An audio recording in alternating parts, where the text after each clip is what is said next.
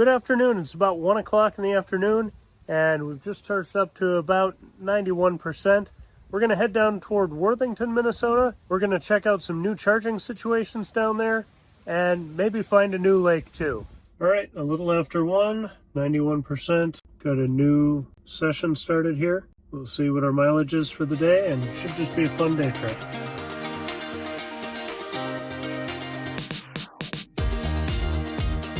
It's now about 2 p.m. and we did a little pit stop just out of town to clean the windshield because I realized it was pretty nasty. Of course, you don't see those things until you get really behind the wheel. So made a little pit stop, grabbed a couple snacks, but nothing major. And we are now coming into the Minnesota River Valley by Le Sueur and the Green Giant sign. So that's always a friendly, familiar sight. Right now it's saying we'll get to Worthington with about 19%. There is some wind, headwind coming at us, so that'll play a little factor, but we should have plenty to get there, and obviously there's a supercharger there. We're also going to check out the brand new Electrify America station that just opened up across the highway there. In my last video, talking about the different networks, I was all excited that the Worthington station opened up, but I didn't have time to drive out there last week, so figured we needed one more day trip before school starts for her the next week, and so we're going to try to find a state or county park and just have a little day adventure on a beautiful sunny day. Little wispy Bob Ross clouds in the sky. This should be a pretty easy drive, just enjoying the trees and the greenery before we get into fall.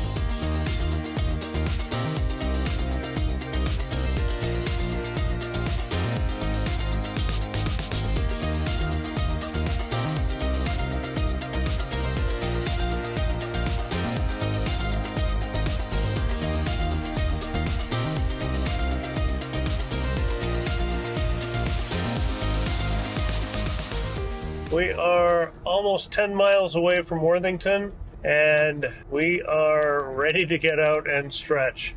It's going to be about 3 hours since we left home, and someone's starting to get a little wilty back there.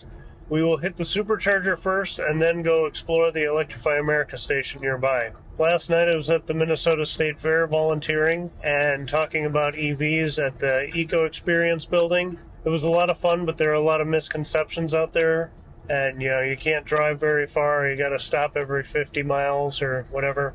We're going to get to Worthington with about 18%, and we left with 91%. So we could probably go another hour, maybe even a little more than an hour at highway speeds. If that's your first leg for the day, you're going to want shorter legs after that. At least that's been the case for our road trips. So we probably will break it up a little bit on the way home just because it's comfortable. Autopilot makes it easy, but you just get a little squirmy after big stretches on the road like this. We'll be in Worthington in just a couple minutes. Joan, are you ready to get out and stretch? Yeah? Okay, me too. We'll catch you at the Supercharger.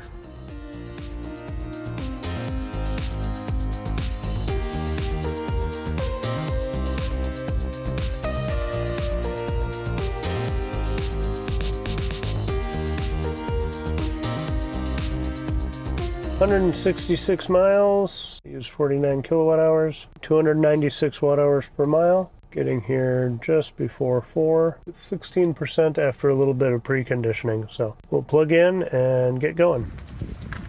Hey, are you ready to get out? Yeah.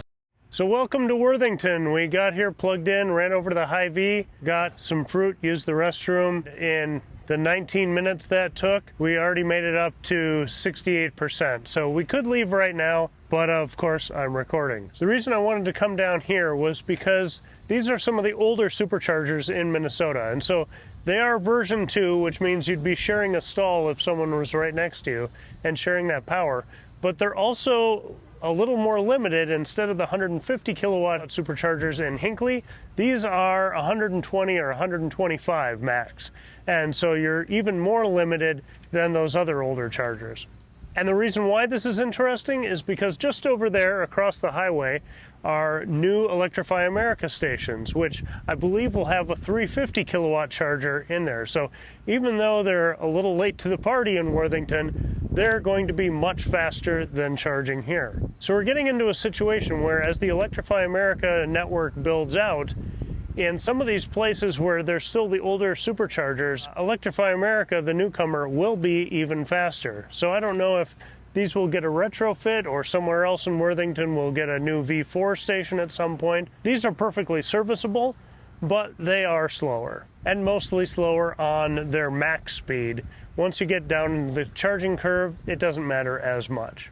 And here on the other side of the interstate is that Electrify America station. So pretty cool, both of them very handy right off the interstate. And this one does have two 150 kilowatts on either side and 350 kilowatt pedestals in the middle. So you can do a good fast charge here. All of them do seem to be operational. I was a little hesitant last week bringing them up because although I was seeing posts that they were up, they weren't officially listed on the Electrify America site. And now this week they are. But they have been up and running for almost a full week now. And actually, these are all working. Unfortunately, the ones in Albert Lea that we looked at last week were only at half capacity, with 2 of those stations being down. So hopefully that gets remedied soon, and those are both back up. But like I said, that infrastructure is being built out. This is relatively new hardware, especially compared to the Tesla hardware across the road. Out of Spec did a challenge a while ago between some Teslas and some CCS vehicles, where they went over the mountains and kind of did a race, and the Teslas weren't the winners, and part of that was due to the slower, older infrastructure compared to the new Electrify America stations that had been put in. So I'm really happy about this arms race, that charging is functional, but it's also who can have the faster stations when, and you know, kind of that always improving with competition. So excited for that. Looking at the cabinets, it seems like there is room for expansion here if that was needed. And this is in the back of a Casey's general store, kind of little gas station store. So handy for a restroom or snacks you might need, but most of the other stuff is on the other side of the highway. So not really walkable, but this should take care of most of your needs. So I'm excited about this, but Joan's a little bored. So we're gonna try to find a lake or something on our way home and see how the rest of that drive goes. So we'll catch you on the road. All right, just finished charging at 90%, 4:36, so 36 minutes. We've got more than enough to get home, but we're gonna make some stops and have a little fun on the way.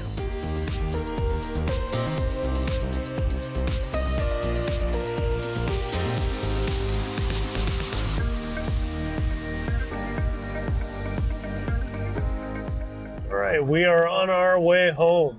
We're gonna get some dinner along the way, maybe at an A&W or some good small town place like that.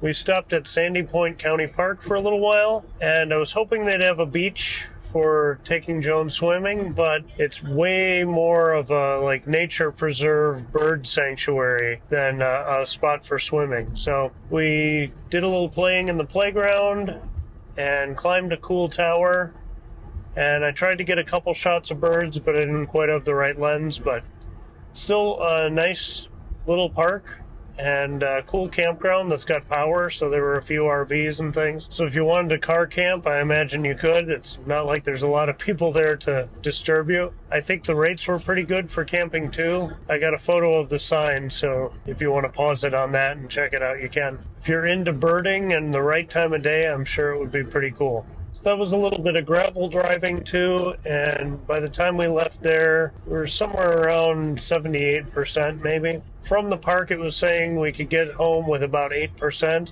We're getting a pretty good consumption rate, averaging 292 watt-hours per mile over the last 30 miles.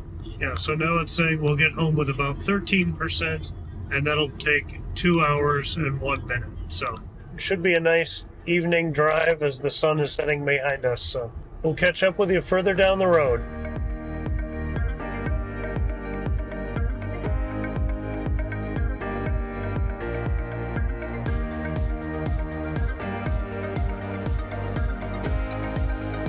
All right, the sun is starting to go down behind me.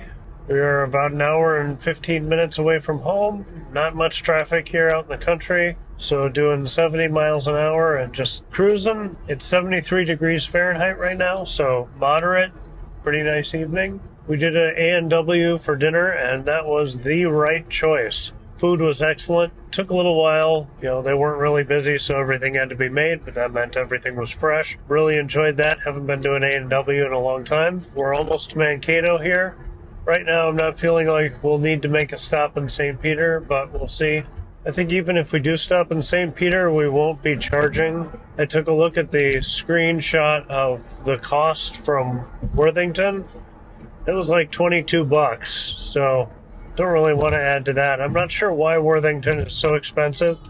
I'll look up the breakdown and share that with you from Tesla's billing website, but that stop always seems to be more expensive than others. But another reason that if you have the CCS adapter down there, you might want to use the EA station. You'd get faster and cheaper charging, at least right now. But unless anything exciting happens, we'll see you at home to wrap this up.